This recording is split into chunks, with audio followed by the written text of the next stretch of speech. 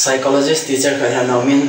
ni khat classroom alu na hin tu hai khat ke chai do nen tu hai cho akim chan bo tu ma hin a student ho le sa so ke ni la student ho la abang khat chan ka teacher no hin tu hi akim khat dim ham akim khat dim lo ham ti e lo ko nen ti tin anaki gi mo hin la akigin lo bang ta wen teacher no chan tu hai hi i chana i zat na gi ham ti na dong ni le abang khat chan student ho chan 8 ozana gi hi tiwen abang khan 20 ozana gi hi tiwen illa amis no vinadon bo na chen he che tui hai he i chan so na ka to phom he cha cha gi dan ki ngam he te kanan minute khat dom leng gi be se lo de hi ahin them khat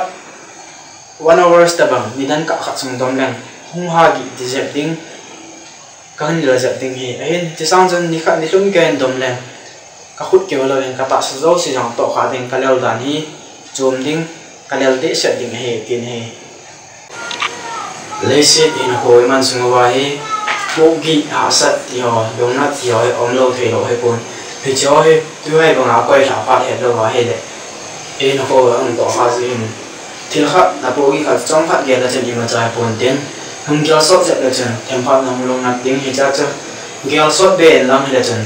I ma cha bon wa na ha ding he mi hin ilung gim no ai zan hi tin na koi tha ji ding ilup na chunga izan imun na po to ki ko lo ding hi mi am neo chai su mi lo sia gam len pi na ka se pa ngai thil neo choi I yal sot wal